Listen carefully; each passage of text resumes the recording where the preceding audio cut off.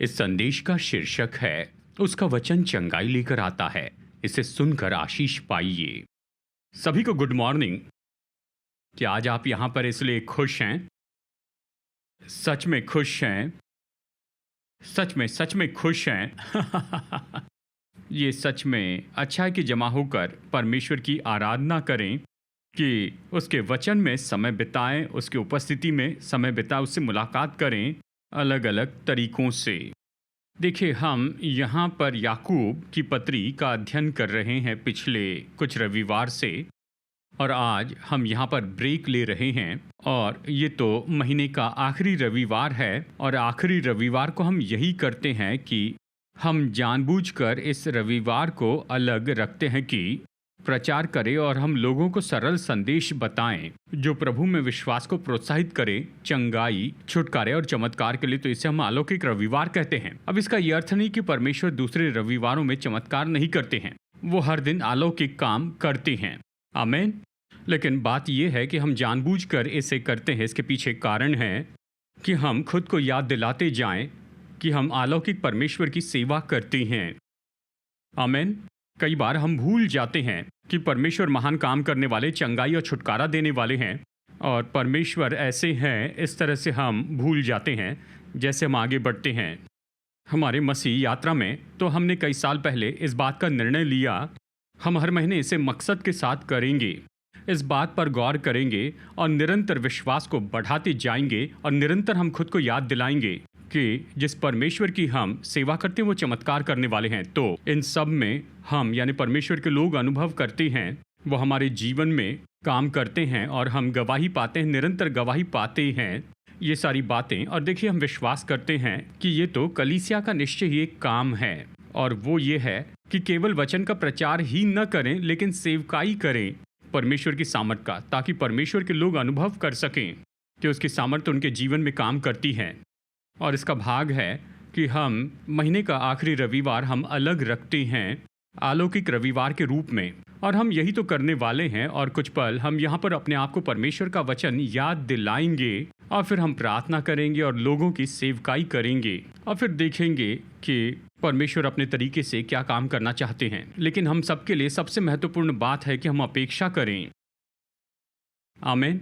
तो इसका अर्थ है कि हमें अपेक्षा करनी होगी।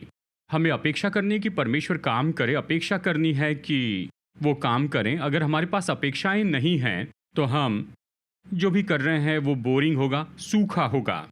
पर हमारे पास अपेक्षा होनी चाहिए। हमें परमेश्वर से अपेक्षा करनी है कि सामर्थी काम करें, और ये गलत नहीं है, ये पाप नहीं है कि हम अपेक्षा करें। सच में विश्वास ये तो अपेक्षा करता है, ये अपेक्षा करने वाला है, बेताबी से राह देखता है, अपेक्षा करता है, परमेश्वर से आशा करता है कि हमारे जीवन में वो कुछ करें। तो आज मैं आपको प्रोत्साहित करना चाहता हूँ कि आप अपेक्षा करें।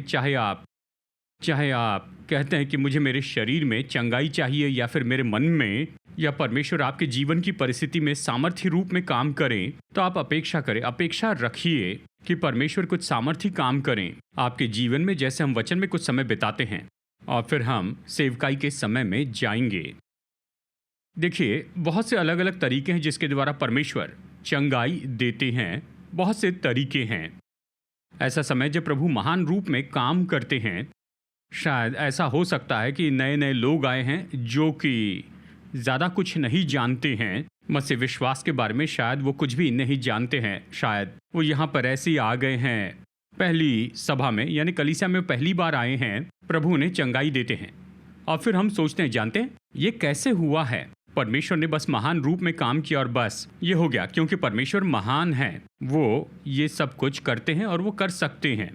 परमेश्वर काम करते हैं अपनी उपस्थिति के द्वारा और महिमा के द्वारा। जब भी हम आराधना के समय में होते हैं और हम परमेश्वर की उपस्थिति का अनुभव करते हैं, उसकी उपस्थिति को पाते हैं, परमेश्वर की महान उपस्थिति होती है, उसकी महिमा के द्वारा होती है। तो ये समय होता है जब हम उससे प्राप्त कर सकते हैं हमारी चंगाई और चमत्कार। और हमने बहुत सी गवाहियां देखी हैं कि लोगों ने चंगाई पाई बस आराधना के समय में, और केवल आराधना के समय में यहाँ पर लोगों ने छुटकारा पाया। तो प्रभु अपनी उपस्थिति और महिमा के द्वारा काम करते हैं, प्रभु अपने अभिषेक के द्वारा काम करते हैं। तो जब हम अभिषेक को पहचानते हैं जो पवित्र आत्मा की उपस्थिति और सामर्थ है, और अलग अलग तरह के अभिषेक होते हैं। और जब हम पहचानते हैं कि चंगाई और चमत्कार के लिए निश्चय अभिषेक होता है, तो फिर हम उस अभिषेक में बहते जाएंगे तो निश्चय ही चंगाई होगी ही। और परमेश्वर पवित्र आत्मा के वरदानों के द्वारा काम करते हैं। कई बार आपने पास्टर या फिर हमें देखा होगा, जैसे हम सेवा करते हैं तो कुछ दशाओं के बारे में बताते हैं कि परमेश्वर इस दशा को चंगाई दे रहे हैं। ये तो ज्ञान का वचन है, और परमेश्वर ज्ञान का वचन इसलिए देते हैं ताकि हमें ये बताएं, मैं यही करने वाला हूँ, मैं यही कर रहा हूँ, और लोग उस वचन को स्वीकार करेंगे और चंगाई होगी या चमत्कार होगा। तो ज्ञान का वचन, उसी के साथ चंगाई के वरदान या चमत्कार का वरदान, ये एक और मार्ग है जिससे परमेश्वर काम करते हैं। ऐसे बहुत से मार्ग हैं जिससे हम चंगाई पा सकते हैं, छुटकारा पा सकते हैं। प्रभु भोज, प्रभु की मेज में शामिल होना, ये एक और सामर्थी पल होता है कि चंगाई पाए। और हमने कई गवाहियां देखी हैं जहां पर लोगों ने प्रभु भोज लिया, प्रभु में विश्वास के द्वारा चंगाई पाई। इसलिए हम लोगों को प्रोत्साहित करते हैं कि हमारे प्रभु भोज के समय में प्रभु पर विश्वास करें, चमत्कार के लिए विश्वास करें कि जीवन में कुछ होगा, क्योंकि प्रभु उसके द्वारा काम करते हैं।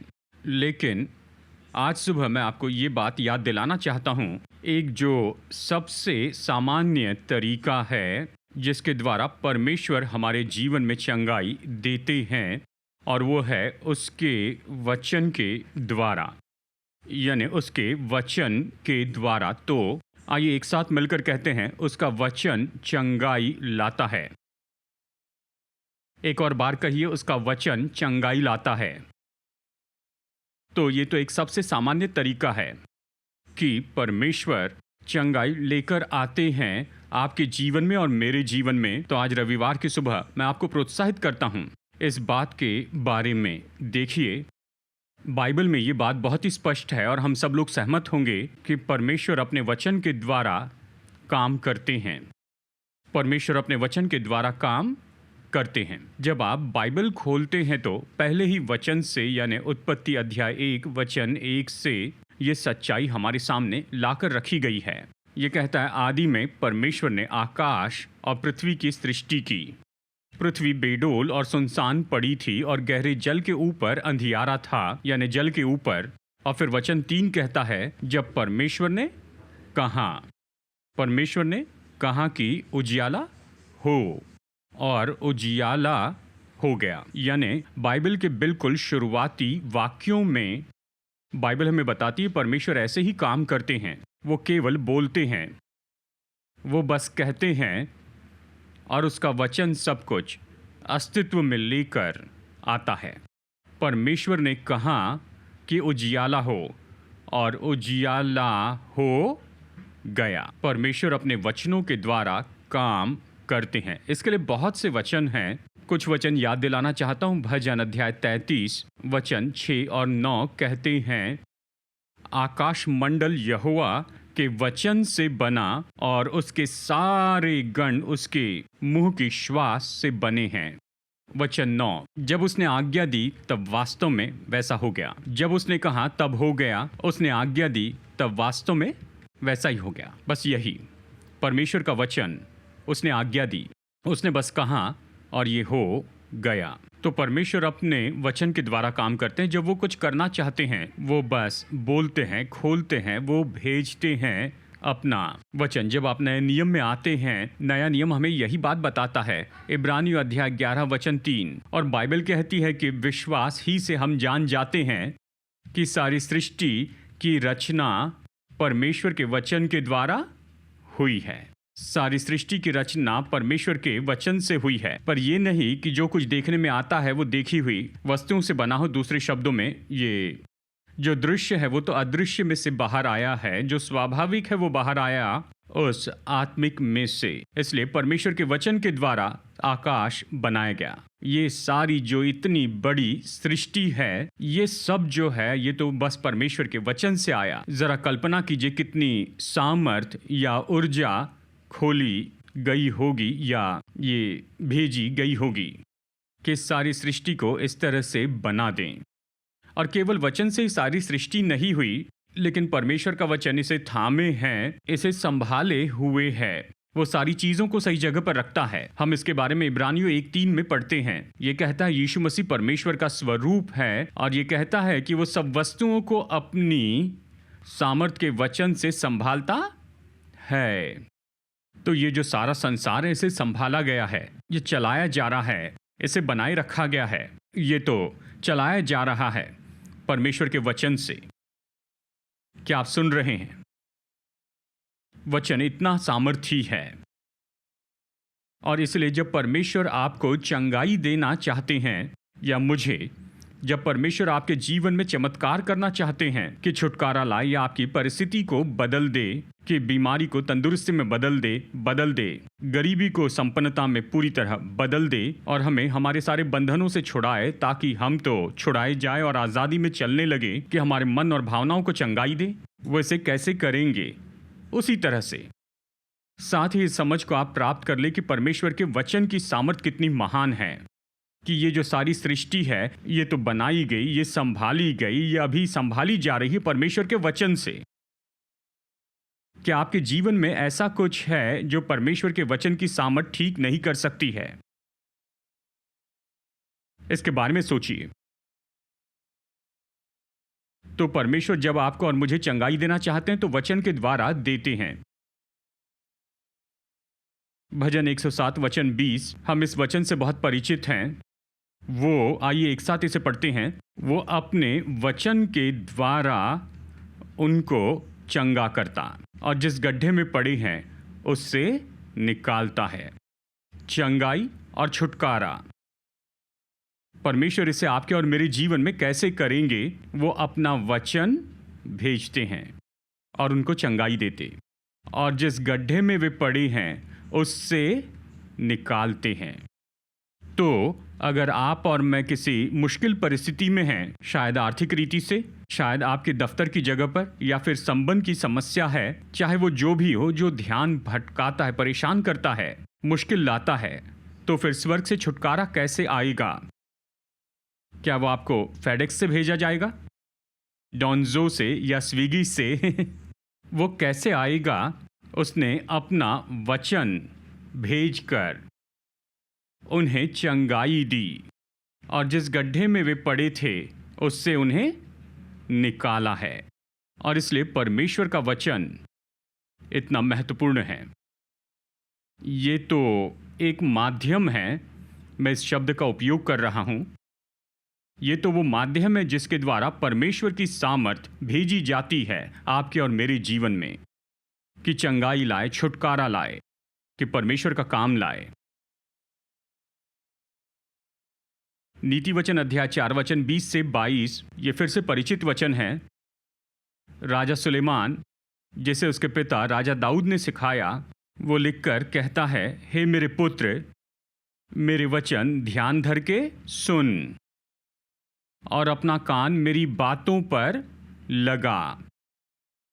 इनको अपनी आंखों की ओट न होने दे, वरन उनको अपने मन में धारण कर, क्योंकि जिनको वे प्राप्त होते हैं उनके जीवित रहने का और उनके सारे शरीर के चंगे रहने का कारण होती है। कहता है, मेरे पुत्र, मेरे वचन को ध्यान धर के सुन, मेरी बातों को, मेरे वचन को ऐसे न छोड़ दे। क्यों? क्योंकि मेरे वचन, मेरी बातें तो जीवन हैं और सेहत है, तुम्हारे पूरे शरीर के लिए, सिर से लेकर पैर के तलवे तक। इस बीच में जो भी है, परमेश्वर का वचन उसे ठीक करेगा। आमीन। तो परमेश्वर कहते हैं कि मेरा वचन ये तंदुरुस्ती है, या ये चंगाई लाता है, परिपूर्णता लाता, औषधि है। मेरा वचन तो तंदुरुस्ती है तुम्हारे पूरे शरीर के लिए। तो चलिए एक साथ इसे कहते हैं, अपना हाथ उठाइए और मेरे बाद दोहराइए। परमेश्वर का वचन तंदुरुस्ती है, चंगाई है, परिपूर्णता है और औषधि है मेरे पूरे शरीर के लिए। आमीन। अब इसके बारे में सोचिए। मेडिकल प्रोफेशन के लिए परमेश्वर का धन्यवाद मैं उदाहरण के रूप में उपयोग कर रहा हूं। हम हॉस्पिटल में जाना या डॉक्टर के पास जाने के विरुद्ध में नहीं हैं। कहिए कि अगर आप डॉक्टर के पास गए, हम डॉक्टर के पास गए, डॉक्टर क्या कहते हैं? आपने डॉक्टर से एक अपॉइंटमेंट की, वो चाहते हैं कि एक और अपॉइंटमेंट करें। शायद वो आपसे कहें कि आप जाकर ये सारे टेस्ट करवा लीजिए, ये स्कैन्स और ये एक्सरेज शायद वो चाहे कि 2 या 3 स्पेशलिस्ट से मिल लें और सारे रिपोर्ट्स लेकर वापस आए और फिर वो शायद उसके कारण कोई निर्णय ले और फिर वो कहें ठीक है, ये तो उपचार का प्लान है। कई बार ये बहुत ही सरल होता है कि दिन में 3 बार ये दवाइयाँ लेना, अगले 7 दिनों तक दिन में 3 बार ये दवाइयाँ लेना, और कई बार ये तो शायद इससे भी कोई बड़ी बात हो सकती है। लेकिन कोई भी डॉक्टर के पास जाकर नहीं कहता डॉक्टर एक बार में ही मुझे ठीक कीजिए, मैं वापस नहीं आऊँगा। शायद वो आपसे कहें कि फिर मत आना अभी भी चले जाओ। यानी देखिए, दूसरे शब्दों में वहाँ तो उपचार का प्लान है और उसमें एक प्रक्रिया है जिसके द्वारा चंगाई दी जाती है। वो काम करते हैं, उनके लिए प्रभु का धन्यवाद। मैं ये इसलिए बता रहा हूँ क्योंकि जब हम परमेश्वर के वचन के पास आते हैं या जब हम चर्च के बारे में सोचते हैं, चर्च में चंगाई की सेवा के बारे में सोचते, कई बार हमारी अपेक्षा गलत जगह पर होती है। कहते हैं पास्टर मुझ पर हाथ रखिए, मैं भी चंगा होना चाहता हूँ, या बस अपना हाथ मेरे ऊपर से घुमाइए और मेरी बीमारी जाएगी। जैसे हमने कहा, ऐसा समय होता है जहाँ परमेश्वर इस तरह से काम करते हैं, महान रूप में, जहाँ परमेश्वर की उपस्थिति, महिमा और अभिषेक होता है, या चंगाई के वरदान काम करते हैं, प्रभु महान काम करते हैं। ऐसे समय में ये चमत्कार तो होते ही हैं, लेकिन समझ लीजिए कि ऐसे दूसरे सामान्य तरीके हैं जिससे प्रभु आपको और मुझे चंगाई देंगे, और वो तो उसके वचन के द्वारा है। कई बार देखिए, ज़्यादा बार ऐसा होता है, लेकिन उसके वचन को हमें निरंतर ऐसे लेते चले जाना है। इसलिए उसने कहा ध्यान धर के सुन। ये नहीं कहा एक झलक देख ले, एक नज़र देख। उसने कहा ध्यान धर के सुन मेरे वचन को, अपने कान मेरी बातों पर लगा और इन्हें अपने मन में धारण कर और इन्हें अपनी आंखों की ओट न होने दे। जिनको ये प्राप्त होते हैं उनके जीवित रहने का और उनके शरीर के चंगे रहने का कारण है। दूसरे शब्दों में, मैं परमेश्वर के वचन को अपने अंदर लेता हूं जानबूझकर, ये जानते हुए कि ये मेरे शरीर में चंगाई लाएगा।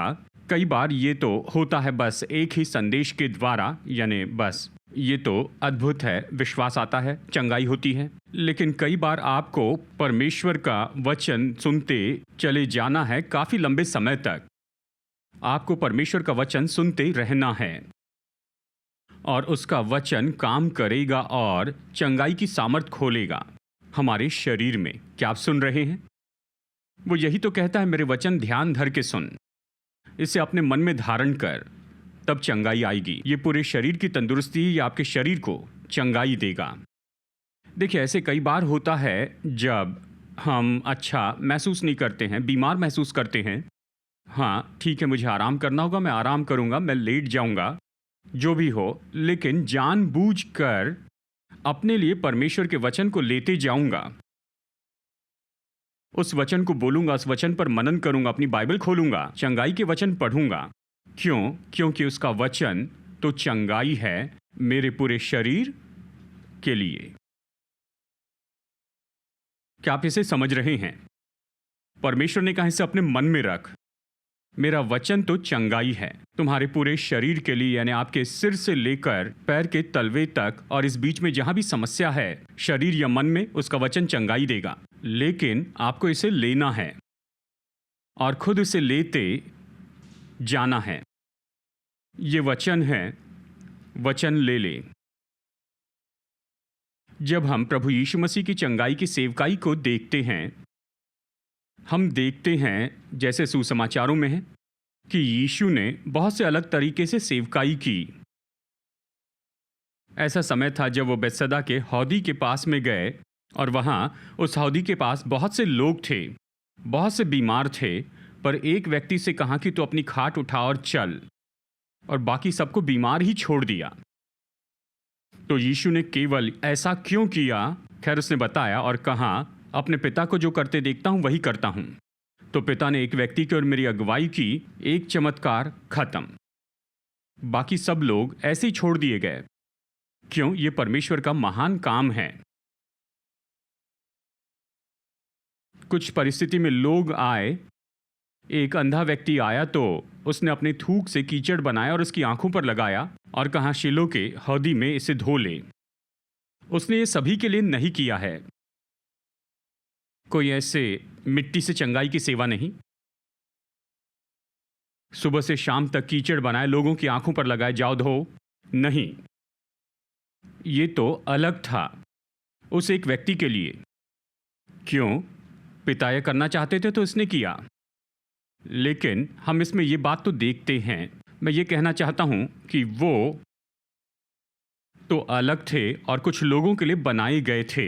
हम उन्हें प्रभु के महान काम कहते हैं, परंतु लेकिन निश्चय ऐसी चंगाई की सेवकाई थी जो बड़ी भीड़ के लिए उपलब्ध थी। तो ऐसे केस में हम क्या देखते हैं? यीशु तो करते चले गए प्रचार और शिक्षा देना और चंगाई। मत्ती अध्याय 4 वचन 23 और 24 बाइबल कहती यीशु सारे गलील में फिरता हुआ वो क्या कर रहे थे? उपदेश दे रहे थे, प्रचार कर रहे थे और चंगाई दे रहे थे। और इस तरह से बड़ी भीड़ की उन्होंने सेवकाई की। लोग आए, उसने समय बिताया, उपदेश दिया और प्रचार किया, मतलब उन्हें वचन सिखाया। उसने प्रभु राज्य का सुसमाचार प्रचार किया और फिर चंगाई और चमत्कार होने लगे।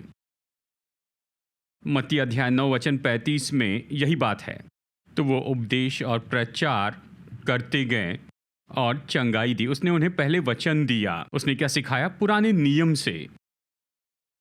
शायद उसने उन्हें वही बात बताई जिन्हें आज सुनने का हमें सौभाग्य मिला है। कहा होगा, मैं चाहता हूं कि तुम जान लो हमारी परमेश्वर के साथ वाचा है। परमेश्वर ने कहा, मैं तुम्हें चंगाई देने वाला परमेश्वर हूं। कल्पना कर सकते हैं, यीशु ने वही वचन कहे जो आज आप और मैं कहते हैं, क्योंकि उसके पास वही पुराना नियम वहां पर था और उसी से उसने सिखाया। उसने उनसे कहा होगा, परमेश्वर ने हमसे वाचा बांधी है कि वो हमारे अन्न और जल पर आशीष देगा, सारी बीमारी हमारे मध्य से दूर करेगा। उसने उन्हें सिखाया, उसने प्रचार किया, घोषणा की, सुसमाचार की और फिर उसने चंगाई दी। और इसलिए आप इसे पलटा सकते हैं और देखिए कि क्या हुआ यहां पर बड़ी भीड़ के दृष्टिकोण से। भीड़ के आप इसे पढ़ सकते हैं लूका अध्याय 5 वचन 15 में कि बड़ी भीड़ आ गई क्या करने? कि वो उन पर अपना हाथ फहराए, अपना हाथ घुमाए। नहीं, ये क्या कहता है? सुनने के लिए और चंगा होने के लिए, बस यही। तो बड़ी भीड़ आई, लूका 5 वचन 15, परंतु उसकी चर्चा और भी फैल गई। चलिए पढ़ते हैं, एक साथ पढ़ते हैं। लूका 5, परंतु उसकी चर्चा और भी फैलती गई और भीड़ की भीड़ उसकी सुनने के लिए और अपनी बीमारियों से चंगा होने के लिए इकट्ठी हुई, कहता है। वो किस लिए आए थे? कि वे सुने और चंगे हो जाएं। तो जो सुनना है वो चंगाई के पहले आया। दूसरे शब्दों में बैठकर सुनना था। कई बार यीशु का संदेश 3 दिनों तक चलता था। धन्यवाद कि हम 40 मिनट तक बैठते हैं लेकिन वो बैठकर 3 दिनों तक सुनते ही रहें, पूरा दिन भर, कोई लंच ब्रेक नहीं। 3 दिन उन्होंने सुना। वे सुनने के लिए ही आए थे और चंगे होने के लिए। देखिए, आज चर्च में यही मनोदशा होनी चाहिए और मैं इसके विरुद्ध में नहीं हूं कि परमेश्वर का महान काम हो जहां बस भीतर आए और परमेश्वर की उपस्थिति हो और चंगाई पाए। प्रभु का धन्यवाद। लेकिन हम प्रभु के साथ धीरज नहीं रखते हैं। परमेश्वर अभी चंगाई दे। सुनना नहीं, प्रभु मैं सुनना नहीं चाहता, चंगाई दे दे। मैं चंगाई के लिए आया, सुनने के लिए नहीं। पर सुनने के बाद चंगाई आती है। वो आए कि वो सुने और चंगे हो जाएं। देखिए, अगर आज यहां पर यीशु सेवा करते, शायद वो हमसे 3 दिनों तक बातें करें, पहले व्यक्ति के लिए प्रार्थना करने से पहले। उसने तब किया था, अभी भी करेंगे। मतलब क्या आकर यीशु को 3 दिनों तक सुनना होगा? हाँ, मैं सोचता हूं उसने तब ऐसा किया, अभी फिर से करेंगे।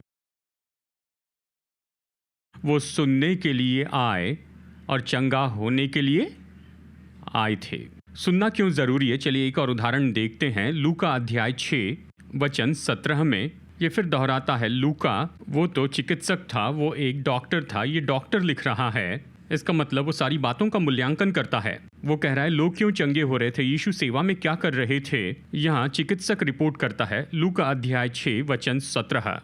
तब वो उनके साथ चौरस जगह में खड़ा हुआ और उसके चेलों की बड़ी भीड़ और सारे यहूदिया, यरूशलेम और सूर और सैदा के समुद्र के किनारे से बहुत से लोग, गौर से सुनिए, जो उसकी सुनने और अपनी बीमारियों से चंगा होने के लिए उसके पास आए थे। और इसी तरह से हम बड़ी भीड़ की सेवकाई करते हैं। वो सुनने के लिए और चंगे होने आए। ऐसे भी कुछ लोग थे जैसे कि बैतसैदा के यहूदी के पास का पुरुष, जिसे यीशु ने कहा अपनी खाट उठा और चल। ये तो परमेश्वर का महान काम था। हम कह सकते हैं चंगाई का वरदान खोला गया या अभिषेक खोला गया था। हम इसका विवरण देख सकते हैं। लेकिन वो काम कुछ लोगों के लिए था, लेकिन साथ ही भीड़ के लिए भी। उसने कैसे सेवा की? हमेशा ऐसे ही किया। उसने शिक्षा दी, प्रचार किया और चंगाई दी। वे आए कि सुने और चंगे हो जाएं। तो परमेश्वर के वचन का सुनना ये बहुत ही महत्वपूर्ण है कि परमेश्वर की ओर से चंगाई प्राप्त करें। और हमें भी परमेश्वर का वचन सीखना। आप घर में से सुन सकते हैं, मतलब आप बाइबल खोल सकते हैं और वचनों को देख सकते हैं।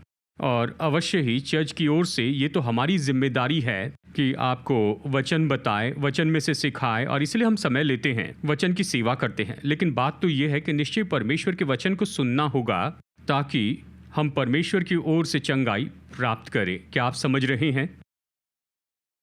वे सुनने और चंगे होने आए। हम ऐसे कुछ उदाहरणों को देखते हैं। यानी हम लहू बहने वाली उस स्त्री की कहानी जानते हैं मरकुस अध्याय 5 से। और उस स्त्री ने चंगाई कैसे पाई, ये इस तरह से शुरू करता है। वचन 27 से हम देखेंगे। वचन इस तरह शुरू होता है। उसने यीशु के बारे में सुना था और फिर उसने अपने आप से ये कहा कि अगर मैं जाकर उसके वस्त्र ही को छू लूं तो चंगी हो जाऊंगी। ये कैसे शुरू हुआ? उसने सुना कि यीशु क्या कर रहे हैं। उसने सुना कि क्या हो रहा है। उसने सुना कि लोग चंगे हो रहे हैं। तो यीशु के बारे में सुनना महत्वपूर्ण है। उसने यीशु के बारे में सुना और फिर उसमें विश्वास आया। उसने कहा अगर मैं जाऊंगी तो चंगी हो जाऊंगी। और यीशु ने उससे कहा कि पुत्री, तेरे विश्वास ने तुझे चंगा किया। उसमें यह विश्वास कैसे आया? उसने सुना और फिर उस पर काम किया। अब इस सुंदर उदाहरण को देखिए। प्रेरितों के काम अध्याय 14 वचन 8 से 10। ये तो पौलुस और बरनबास की सेवा के बारे में है। वो अपनी पहली मिशनरी यात्रा पर थे और वो आए यहाँ लुस्त्रा में। प्रेरितों के काम 14 कहता है कि लुस्त्रा में एक मनुष्य बैठा हुआ था जो पांव का निर्बल था। वो जन्म ही से लंगड़ा था और कभी न चला था। ये मनुष्य, अगला शब्द क्या है? चलिए फिर पढ़ते हैं। वो पौलुस को बातें करते सुन रहा था। पौलुस ने उसकी ओर टकटकी लगाकर देखा कि उसे चंगा हो जाने का विश्वास है। तो ये कैसे शुरू हुआ? इस मनुष्य ने सुना।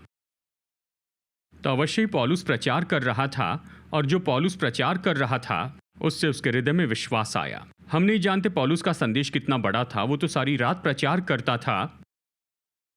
तो मुझे पता नहीं कितने समय तक वो संदेश था, लेकिन इस मनुष्य ने सुना और पौलुस जो भी प्रचार कर रहा था उसके हृदय में विश्वास आने लगा, विश्वास उभरने लगा कि शायद मैं चंगा हो सकता हूं। और विश्वास उभरने लगा। इस मनुष्य ने पौलुस का प्रचार सुना, विश्वास आने लगा। और फिर क्या हुआ? और पौलुस ने जान लिया कि इसमें चंगा होने का विश्वास तो है। इसलिए हमें वचन सुनना जरूरी है, क्योंकि विश्वास सुनने से आता है, परमेश्वर का वचन। और कई बार हमें काफ़ी लंबे समय तक वचन सुनना पड़ता है, क्योंकि हम में हर तरह के संदेह होते हैं, हर तरह के सवाल होते हैं। यदि परंतु शायद, और जैसे हम वचन सुनते रहते हैं तो इनसे निपटा जाता है और हमारे हृदय में विश्वास बढ़ता है, और फिर हमें विश्वास होता है कि हम चंगे हो जाएं। और फिर हम देखते हैं कि आगे क्या हुआ। देखिए वचन 10 में, और पौलुस ने ऊंचे शब्द से कहा, अपने पांवों के बल सीधा खड़ा हो। तब वो उठकर चलने फिरने लगा। तो उसने वचन सुना, विश्वास आया, और फिर उसने उस पर काम करने के लिए कहा, तुम कुछ करो, खड़े हो जाओ, और वो चंगा हो गया। तो आज के दिन हम ऐसा ही करेंगे। अब देखिए अगले 10 मिनट या इस समय में मैं आपको याद दिलाऊंगा चंगाई के बारे में, प्रभु के वचन मैं बस याद दिलाऊंगा। और जैसे हम वचन सुनते हैं, मैं चाहता हूं आप कहिए, वो वचन मेरे लिए है। ठीक है, चाहे आपकी जो भी परिस्थिति हो, कुछ भी हो, शरीर या मन, मैं तो बस यहां चंगाई के वचन आपको याद दिलाऊंगा। जैसे आप वचन सुनते हैं, कहिए ये वचन मेरे लिए है। आप उसे ले ले, और फिर हम उस वचन पर काम करेंगे आज ही। क्या आप तैयार हैं? तो देखिए निर्गमन अध्याय 15 वचन 26, परमेश्वर ने कहा, मैं तुम्हारा चंगा करने वाला यहोवा हूं। मैं तुम्हारा चंगा करने वाला परमेश्वर हूं। आइए एक साथ कहते हैं, परमेश्वर ही वो प्रभु हैं जो मुझे चंगाई देते हैं। आइए इसे विश्वास के साथ कहिए, जानते हैं परमेश्वर ही है जो मुझे चंगाई देते हैं।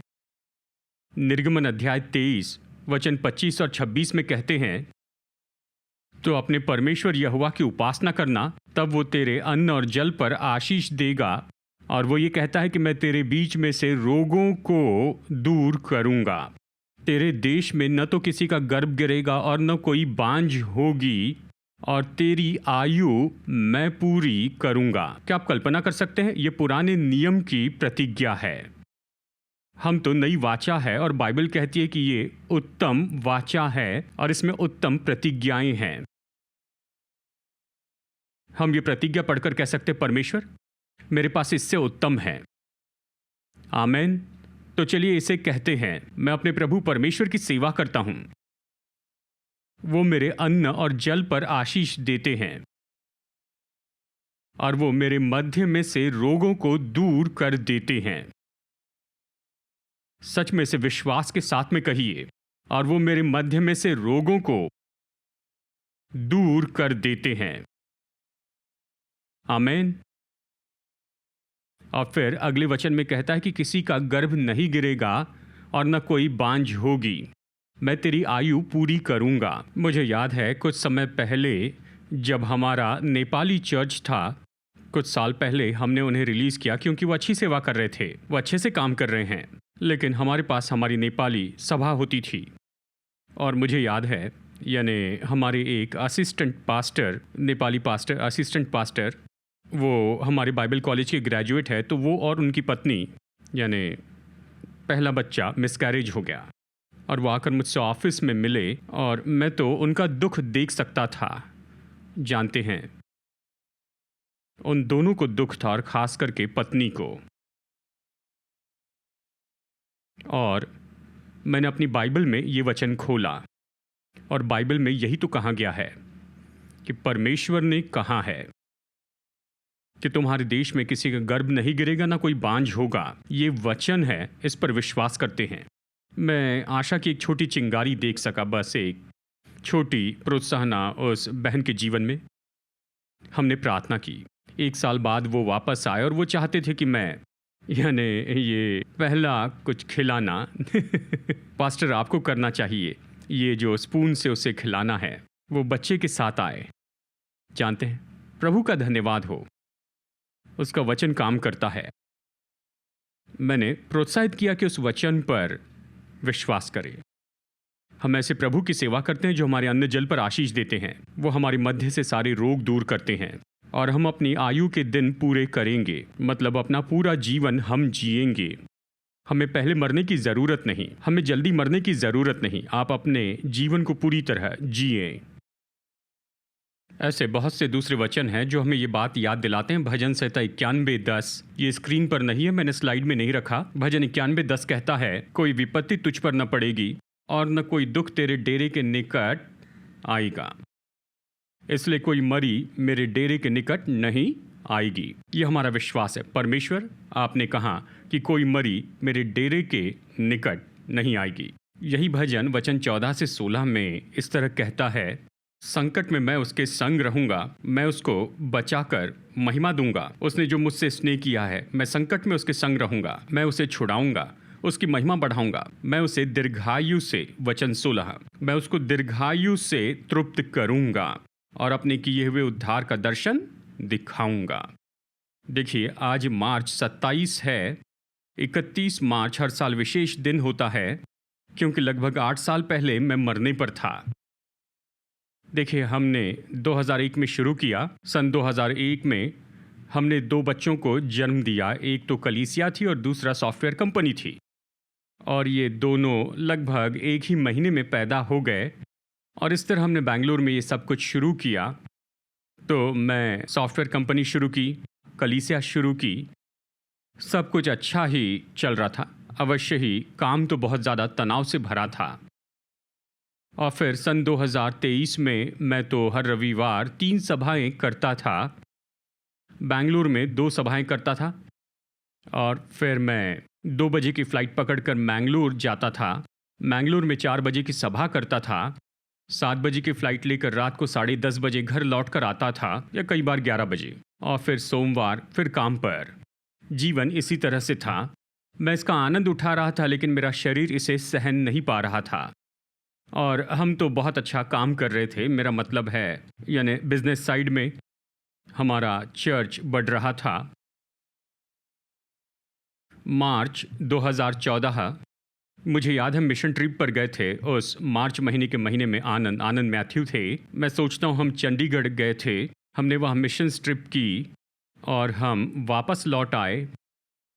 31 मार्च तो पब्लिक हॉलीडे था। मैं चर्च के ऑफिस में गया अपने बेटे जोशुआ के साथ। मैं एक किताब पर काम कर रहा था, मिनिस्ट्रिंग हीलिंग एंड डिलीवरेंस। वो किताब लिख रहा था, तो मैं ऑफिस में बैठ गया। वो किताब लिख रहा था और जोशुआ अपना काम कर रहा था। हमने लंच किया, फिर हम घर वापस आए जल्दी ही। और फिर 5 बजे या 5:30 बजे मैं जिम में गया और ट्रेडमिल पर मुझे बेचैनी होने लगी, तो मैं रुक गया और फिर घर में वापस गया। और बस कुछ ही समय में पूरा पसीना पसीना होने लगा। मैंने जॉश से कहा, माँ को बुलाओ। मैं आपको सारे डिटेल्स नहीं दूंगा, पर मेरे माता पिता थे और एमी यहाँ पर थी। मुझे हॉस्पिटल ले जाया गया और फिर सब बुरा होने लगा था। बस एक बात को मैं थामे हुए था। भजन संहिता 91:16, दीर्घायु से मैं उसे तृप्त करूंगा और अपने उद्धार का काम दिखाऊंगा। मैं उस पर इतना ज़्यादा मनन कर रहा था। मैंने कहा, परमेश्वर, मेरी अपेक्षा तो बस यही है। मैं अपेक्षा नहीं कर रहा कि अभी मर जाऊं। ये मेरी अपेक्षा नहीं है। मेरी अपेक्षा है कि दीर्घायु से मैं तुम्हें तृप्त करूंगा और मैं तुम्हें अपना उद्धार दिखाऊंगा। उस समय हॉस्पिटल में मुझे इमरजेंसी में ले गए। मैं ऐसे महसूस कर रहा था जैसे शब्दों में बयान नहीं कर पाऊंगा। ऐसे लग रहा था कि दिल छील दिया गया है। मैंने एक सरल प्रार्थना की और कहा, प्रभु यीशु, मुझे जीना है। मुझे मेरे परिवार के लिए जीना है, मुझे मेरे चर्च के लिए जीना है, मुझे परमेश्वर के काम के लिए जीना है जो अभी तक होना बाकी है। मुझे जीना होगा। कार्डियोलॉजिस्ट के लिए परमेश्वर का धन्यवाद। वो तो सच में छुट्टी पर थे उस दिन पर, लेकिन जब उन्हें बताया गया तो वो आए। और जानते हैं, मैं इतने विवरण से तो नहीं जानता हूँ। अगली बात मैंने जानी कि मैं जाग गया अस्पताल के बेड पर। उन्होंने अपना काम पूरा किया।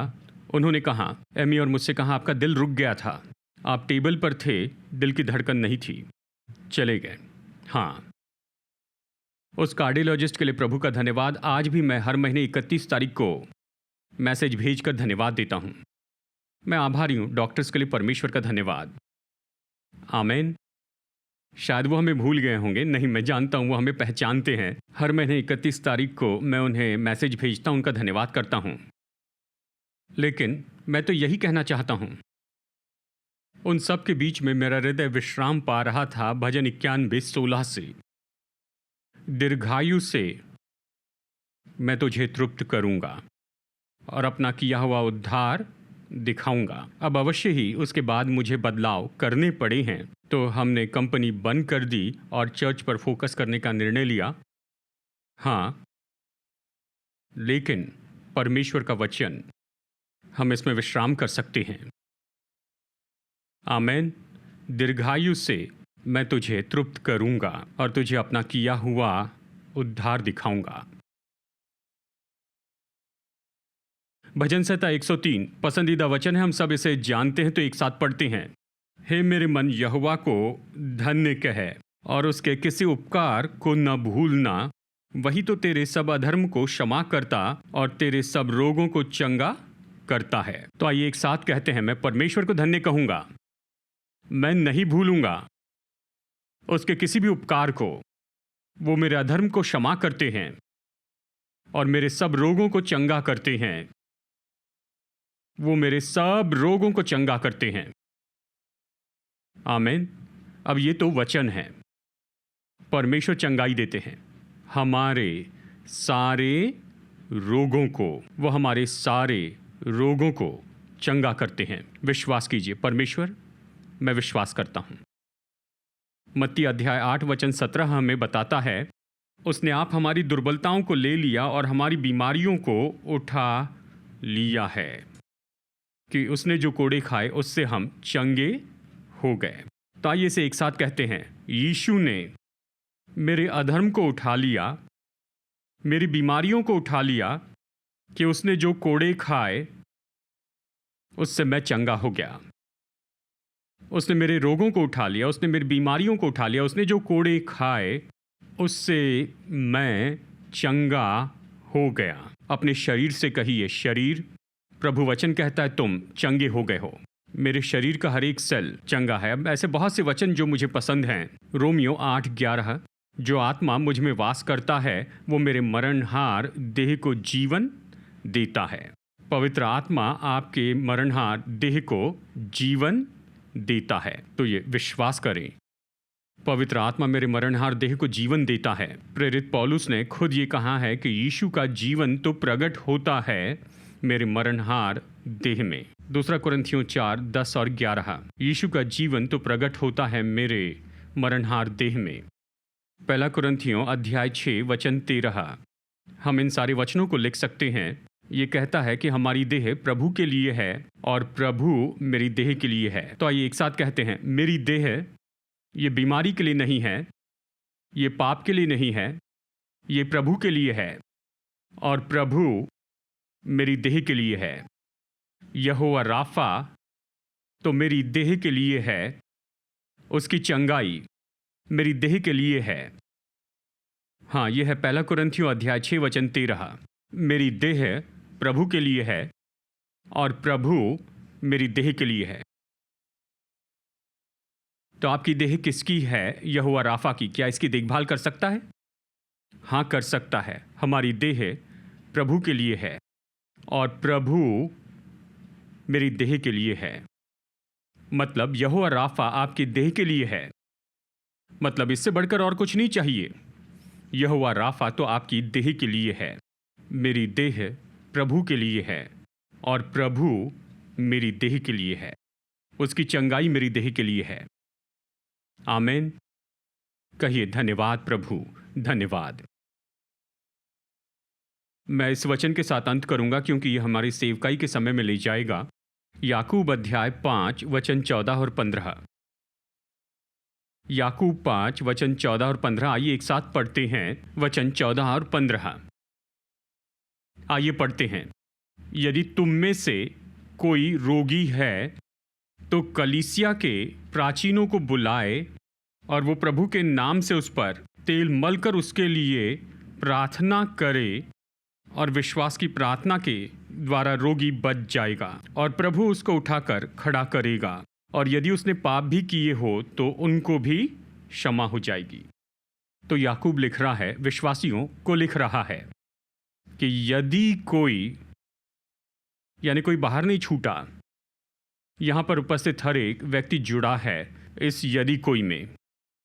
यदि तुम में से कोई रोगी है तो यहां निर्देश क्या है? तो कलीसिया के प्राचीनों को बुलाए, उन्हें बुलाए कि वो आपके लिए प्रार्थना करें। कलीसिया के प्राचीनों को बुलाए और वो उसके लिए प्रार्थना करें, और वे उस पर प्रभु के नाम में तेल मलकर प्रार्थना करें। तो आज मैंने तेल लाया है। ये मत पूछे कौन सा तेल है। ये तेल है। क्या ये पवित्र तेल है? बस तेल है। तेल के बारे में कुछ जादुई बात नहीं। ये तेल के बारे में नहीं, ठीक है, तेल के बारे में नहीं। ये तो उस पर तेल से अभिषेक करना है प्रभु यीशु के नाम में। वहीं पर तो ये सामर्थ है, उसके नाम में है। उस पर प्रभु के नाम में तेल मलकर प्रार्थना करें। और फिर देखिए क्या कहता है, और विश्वास की प्रार्थना से रोगी बच जाएगा। ये ग्रीक शब्द सोdzo, बचाएगा, चंगाई देगा, इसका अर्थ है बहुत से तरीके से। विश्वास की प्रार्थना से वो रोगी चंगा हो जाएगा और प्रभु उसको उठा कर खड़ा करेगा। देखिए, इसने ये नहीं कहा कि शायद विश्वास की प्रार्थना से 70% चांस है। उसने ऐसे नहीं कहा। उसने कहा विश्वास की प्रार्थना से रोगी बच जाएगा और प्रभु उसे उठाकर खड़ा करेगा, और यदि उसने कोई पाप किए हो तो क्षमा किए जाएंगे। अब इसे होते हुए हम क्यों नहीं देखते हैं? क्यों? शायद हम विश्वास नहीं करते हैं, या इसका अभ्यास नहीं करते हैं, या शायद हमारा माइंडसेट है 50-50। 50% चांस है कि चंगा हो जाऊं, 50% चांस है कि चंगा नहीं हो। लेकिन याकूब इसके बारे में नहीं लिखता है। तो हमें अपनी मनोदशा बदलनी होगी, हमें अपना विश्वास बदलना होगा, और जो प्रभु वचन कहता है उससे जुड़ जाना है। परमेश्वर का वचन कहता है यदि तुम में कोई रोगी है, तो उसने ये नहीं कहा कि यदि तुम में इस तरह की बीमारी हो, शारीरिक, मानसिक। परमेश्वर मानसिक बीमारी से चंगाई नहीं देते, परमेश्वर ये नहीं कर सकते। नहीं नहीं, उसने ऐसा कुछ नहीं कहा। क्या कोई रोगी है? क्या किसी को कोई समस्या है? प्राचीनों को बुलाकर प्रार्थना करवाएं, और वह ऐसा करे, वो तुम पर तेल मल कर यीशु के नाम में